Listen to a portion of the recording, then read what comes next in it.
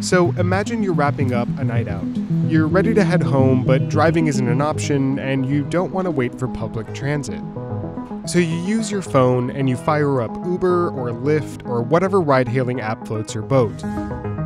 20 minutes later, you're faced with this screen. Do you tip your driver or not? Sometimes. I can't tell you the last time I tipped an Uber or a Lyft. Sometimes I'll do it. Sometimes I won't. I should tip.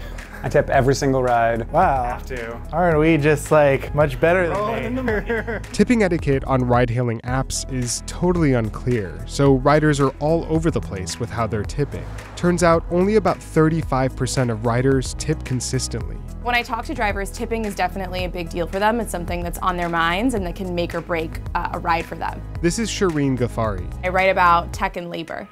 App-based drivers and cab drivers perform a very similar service, but riders in the US pretty consistently agree. Cab drivers should be tipped. I would never walk out of a cab without tipping the driver. I instinctively tip the cab driver. So what's going on here? Why is there so much confusion around whether you should tip on apps like Uber or Lyft? This split between how riders tip cab drivers versus app-based drivers can be traced back to the origins of Uber, the company that made smartphone ride-hailing a thing in the first place. Uber definitely wasn't the first ride-hailing app, but it was the one that scaled the most quickly and became a household name the most quickly. By 2015, Uber accounted for over 90% of all app-based rides. So Uber set the standard in terms of what's the right driver-rider courtesy. And for years, Uber set the standard that what's right is not tipping your driver. From the moment Uber entered the market in 2009, there wasn't even an option to tip in the app. Over the next few years, the company told curious customers over Twitter that a 20% tip was already built into the fare, and that there was no need for riders to tip. Uber also told riders that its drivers take home the majority of the fare. I thought that Uber and Lyft were just showering their drivers with money so that you didn't have to tip. I've always thought that the tip was built into the cost. Uber's messaging around tipping had a huge impact. Even as other ride-hailing apps joined the market with tipping built right into the app, riders still saw these services as something that didn't require a tip.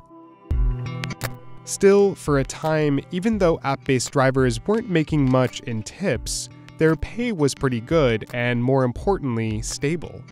This chart shows what app-based drivers made between 2012 and 2014. Even though it goes up and down, it basically hovers around $1,500 a month. But that didn't last. As the ride-hailing market got more crowded, Uber and its competitors started to lower their fares to stay competitive. There's been many reports that Uber drivers' pay has been going down over the years. Uber is saying that its commission is 25%, but there are some reports showing that it actually may be as high as 40%. And in some cases, they actually are lowering the rate that they give drivers per mile.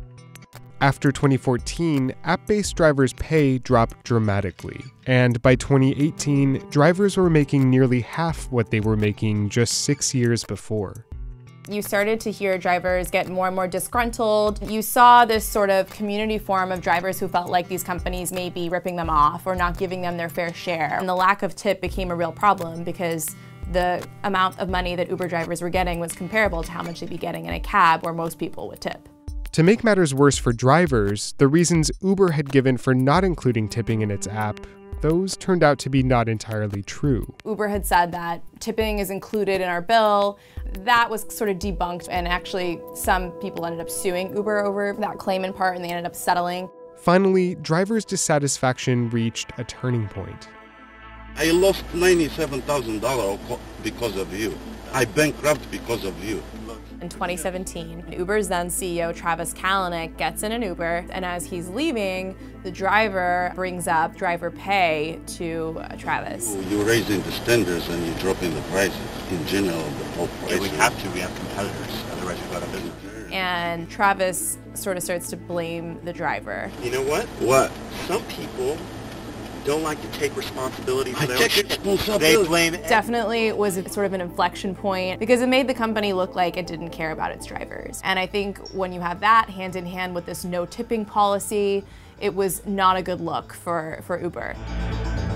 Several months after this video, Uber finally added a tipping option to its app. But that wasn't enough to change the pervasive no-tip culture the company had already built. I always tip cab drivers, but I don't always tip Uber drivers. I didn't know people would tip. Really? Yeah. I thought everyone tipped. So, should you tip your Uber driver? Well, that's still up to you. But just keep in mind, just like cab drivers, app-based drivers do not automatically get tipped. And if you tip in a cab, you should probably be doing the same for app-based rides. Reconsidering how we tip isn't going to fix the larger problems with the ride-hailing industry, but it's still a good thing to do. I will say that the gig economy is tough. It's a tough gig. So anything you can do to reward people for good work, I think is nice. If you're looking to pass time on your next rideshare home, I've got a great podcast recommendation for you. It's called Reset, and I've got its host Arielle here to tell you all about it. Hi, I'm Arielle Duhaime-Ross, and I'm the host of a new tech news podcast called Reset from Recode by Vox. 3 times a week, we're going to take a deep look at the technology that surrounds us. And I mean the weird and quirky stuff too, the stuff people often forget is tech, like drugs and the written word, and anything that you'd ever call an instrument. Reset launches on October 15th, and you can subscribe right now by looking it up in your favorite podcast app or by going to applepodcast.com/reset.